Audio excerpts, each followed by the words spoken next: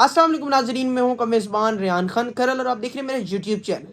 तो नाजरीन, गुज़िश्ता 3-4 दिनों से मैंने वीडियो अपलोड नहीं की। उसकी वजह ये है कि मैंने आखिरी वीडियो बनाई थी जिसके अंदर मैंने DGISI और DGISPR के सवालों के जवाब दिए थे। उन सवालों के जवाब की मद में मुझे काफ़ी सज़ा भुगतनी पड़ी, लेकिन अल्लाह का शुक्र है, मेरे व्यूवर्स की दुआएं हैं और मैं उस प्रॉब्लम से जल्दी ही निकल गया बगैर कुछ हुए।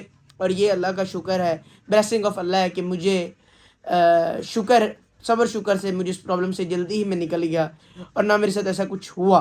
लेकिन जिन्होंने कोशिश की, उन्होंने बड़ी कोशिश की थी कि पता शायद ये डर जाएगा, ये खौफज़दा हो जाएगा, लेकिन मैं इन अमरीयत से डरने वाला नहीं हूँ, इन ताकतों से डरने वाला नहीं हूँ।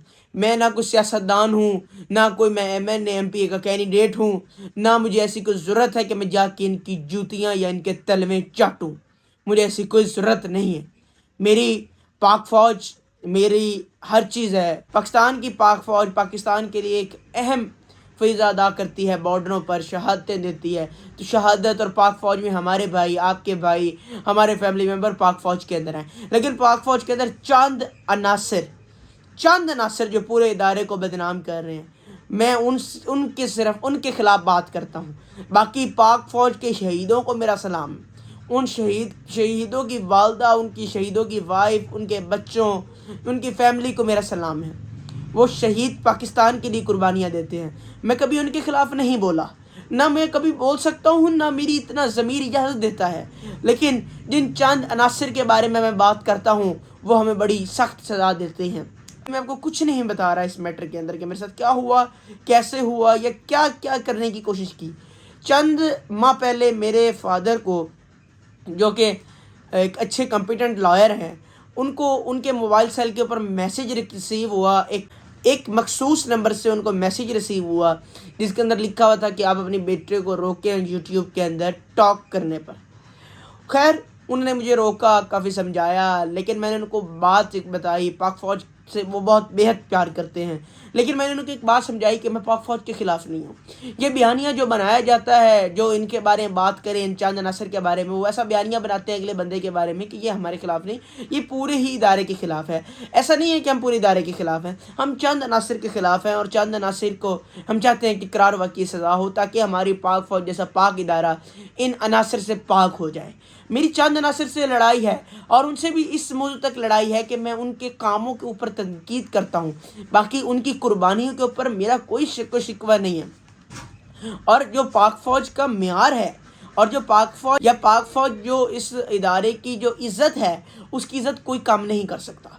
लेकिन चंद, जो हमारी ज़ुबान में कहें तो चंद काली भेड़ें, जो इस इदारे को बदनाम कर रही हैं। इसी तरीके देखें जुडिशल सिस्टम को, तो जुडिशल सिस्टम भी सारा बुरा नहीं है। Honourable chief justice Umar Ata Bandial की सरबराही में सारा जुडिशल सिस्टम बुरा नहीं है, लेकिन अच्छे बुरे लोग यहाँ पे भी होते हैं। लेकिन अफसोस ये है कि अदलिया में ऐसे लोग बुरे अच्छे नहीं होते। अदलिया से ज़ोर ज़बरदस्ती के तहत काम लिया जाता है और मैं उसके ख़िलाफ़ बोलता हूँ और बोलता रहूँगा। मुझे बेशक जितने मर्ज़ी केसों में उलझाया जाए, जो मर्ज़ी किया जाए, लेकिन एक बात मैं आपको बताने जा रहा हूँ कि जो साबिर शाकिर ने कहा था, जो इमरान रियाज ने कहा था, जो सेनेटर सवाती ने कहा था, जो दीगर मेंबरान और सहाफ़ियों ने कहा था, जो अर्शी शरीफ ने कहा था, वो सब सच है। क्योंकि मेरी तो इनके सामने कोई ऐसी वैल्यू नहीं है। आप लोगों की मेहरबानी है कि आप लोग मुझे सब्सक्राइब करते हैं, मुझे देखते हैं, मुझे पसंद करते हैं, मेरी वीडियोस देखते हैं। तो मैं तो इनके मुकाबले में भी समझ लें कि एक रद्दी बराबर भी उनका मुकाबला नहीं कर सकता। लेकिन अगर हमारे बोलने पर, हमारे छोटे से चैनल के बोलने पर इतना स्ट्रिक्ट एक्शन हो सकता है, तो वो तो इतने बड़े बड़े एंकर हैं, इतने बड़े बड़े चैनल के होस्ट हैं, इतने बड़े बड़े लोग हैं, उनको पता नहीं किस तरह की सज़ाएं दी जाती हैं। तो वो तो एक सेनेटर हैं। लेकिन अफसोस है, यहाँ पे सज़ा का मेयार एक जैसा नहीं। कोई गरीब है तो उसके लिए सज़ा ज़्यादा है, कोई अमीर है तो उसके लिए सज़ा कम है। तो मैं इसके ऊपर इस मुल्क को और इसकी अमरीयत को और इदारों में जो वैश्यनाक चंद काली बेड़े हैं, उनको मैं एक शेर डेडिकेट करना चाहता हूँ। हम अमन चाहते हैं मगर जुल्म के ख़िलाफ़, गर जंग लाजमी है तो जंग ही सही। ये मेरा इन इदारों के अंदर चंद काली भेड़ों के लिए शेर है। और ये ऐसी भेड़ें हैं जो हमारे इदारों को, हमारी पाक फ़ौज को, हमारी जुडिशल सिस्टम को बदनाम कर रहे हैं। और जो अर्शी शरीफ के लिए इंक्वायरी बिठाई गई, उसके ऊपर उसकी वालदा ने ایک اعتراض اٹھا دیا ہے کہ ایک ریٹائرڈ جج کے مجھے انکوائری نہیں چاہیے. اور ویسے بھی اس ریٹائرڈ جج کا میں بیک گراؤنڈ آپ کو بتاؤں تو وہ پی سی او کے تحت جج بنے تھے جنرل پرویز مشرف کے دور میں, اور 2014 تک وہ ورکنگ جسٹس ہائی کورٹ رہے ہیں. میں ان جج صاحب کا بیک گراؤنڈ آپ کو بتاتا چلوں. وہ جج صاحب پی سی او کے جج بنے تھے لاہور ہائی کورٹ کے, اور 2014 تک وہ جج رہے جنرل پرویز مشرف کے دور میں. انہوں نے حلف اٹھایا تھا اور 2014 تک وہ ہائی کورٹ کے جج رہے لاہور کے اندر. تو انہوں نے 2014 میں افسوس یہ ہے کہ ان کے اوپر کرپشن کے الزامات لگے, اور جب وکلا نے اور کچھ اینٹی کرپشن کے اداروں نے ان کے خلاف ریفرنس فائل کیے تو اس کے بعد انہوں نے ریزائن کر دینا بہتر سمجھا, کیونکہ جوڈیشل جرنیل اور یہ اعلیٰ لوگ جب ریزائن کر دیتے ہیں تو ان کی کرپشن کی انکوائریاں ختم ہو جاتی ہیں. تو ناظرین, یہ میرے ساتھ جو کچھ ہوا میں نے آپ کو اس طرح بتایا. اب میں آپ کو دیتا ہوں آگے خبریں اور بتاتا ہوں کہ آگے ہو کیا کیا رہا ہے, کیونکہ میں ڈرنے اور گھبرانے والا نہیں ہوں. یہ نہ سوچیے گا کہ کبھی میں ان سے ڈر جاؤں گا, میں ڈروں گا نہیں. میں پاک فوج سے بےحد پیار کرتا ہوں, میری جوڈیشل سسٹم سے بےحد پیار کرتا ہوں. جوڈیشل سسٹم کون ہے؟ میرا باپ وکیل ہے, میرا باپ اس جوڈیشل سسٹم سے منسلک ہے. تو کیا میں جس جوڈیشل سسٹم کا میں کھاتا ہوں, جس جوڈیشل سسٹم کا خون میرے اندر دوڑ رہا ہے, میں اس کے خلاف بول سکتا ہوں؟ میں اس کے خلاف نہیں بولتا. میں اس کے اندر چند جو وحشتناک عناصر ہیں, چند بھیڑیے ہیں, ان کے خلاف بولتا ہوں. تو ناظرین, اب میں آپ کو زیادہ خبروں کی طرف لے چلتا ہوں. سب سے اہم خبر ہے کہ سندھ گورنمنٹ نے الیکشن کمیشن کو 28 تاریخ کو رپورٹ جمع کرانی تھی, اور انہوں نے آج رپورٹ جمع کروائی. اور آئی جی سندھ کا یہ کہنا تھا کہ بلدیاتی الیکشن ہم آئندہ 4 ماہ تک نہیں کروا سکتے, کیونکہ آئندہ 4 ماہ تک میرے پاس فورس میں کمی ہے, اور اتنی اس فورس کے ساتھ میں بلدیاتی الیکشن پورے سندھ کے اندر نہیں کروا سکتا. تو مجھے سندھ پولیس کی فورس بڑھانی ہے, اور اس کے بعد میں 4 ماہ کے اندر میں یہ الیکشن انشاءاللہ آپ کو میں بتا دوں گا فورس بڑھا کر. تو بات یہ ہے کہ سندھ گورنمنٹ اس ٹائم عمران خان کا مقابلہ نہیں کرنا چاہ رہی, کیونکہ یہ واضح ہے, کیونکہ ان کو خطرہ ہے کہ ہمیں بہت زیادہ لاس ہوگا سیٹوں کے اندر, عمران خان کافی سیٹیں لے جائے گا.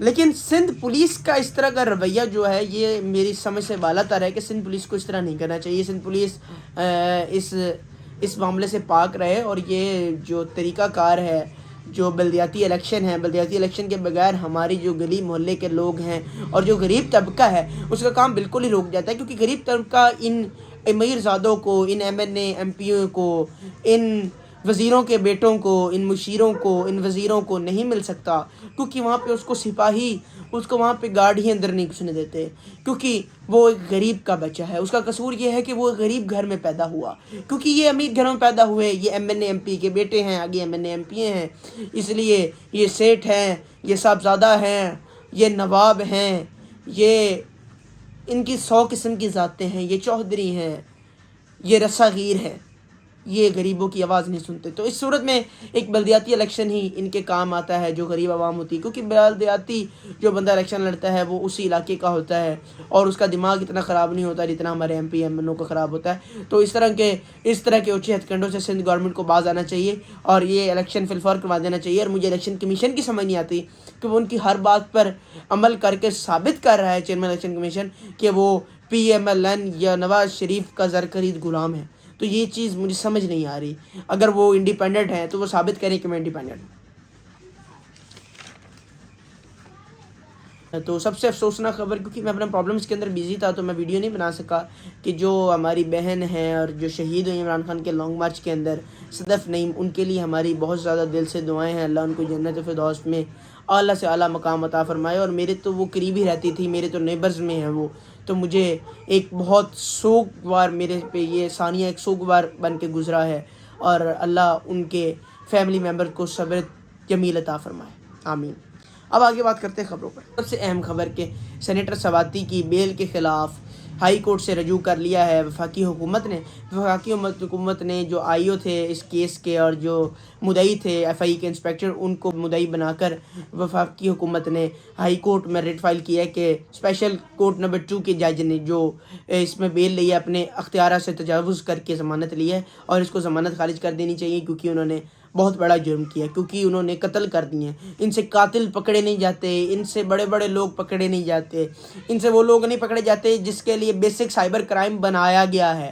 سائبر کرائم ہمیں بلیک میل کرنے کے لیے بنایا گیا ہے. سائبر کرائم جس مقصد کے لیے بنایا ہے, بلیک میلنگ ہو رہی ہے. اور میں ایسی چیزیں بتا سکتا ہوں جو پاکستان کے اندر ہو رہی ہیں اور یہ لوگ نہیں روک پا رہے.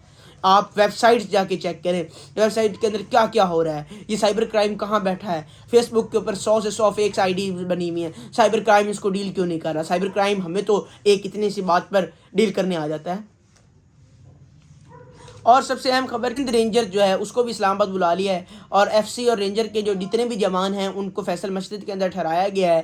لیکن افسوس یہ ہے کہ جو سندھ کے پولیس آفیسرز ہیں یا پولیس اگر ہم دیکھیں تو جہاں سندھ پولیس کے اہلکار ہیں ان کو سڑکوں کے اوپر سلایا جا رہا ہے ٹینٹ لگا کر، اور وہ بیچارے، اب سردی بھی بڑھ رہی ہے تو وہ بیچارے تو سندھ کے رہنے والے ہیں، نہ ان کو اسلام آباد کا موسم ایڈجسٹ ہو سکتا ہے، اور دین جو دوسری بات ہے کہ وہ سندھ کے رہنے والے ہیں، سندھ میں تو اتنی سردی کبھی پڑی نہیں، تو وہ اتنی مشکل حالات میں یہاں پہ کیسے رہیں گے، اور سڑکوں کے اوپر ان کو سلایا جا رہا ہے۔ اگر وفاقی حکومت نے ان کو بلایا ہے تو وفاقی حکومت کے وہ مہمان ہیں، تو وفاقی حکومت کو ان کے رہائش، ان کی اچھے کھانے اور ان کی دوائیوں کا بھی خیال کرنا چاہیے۔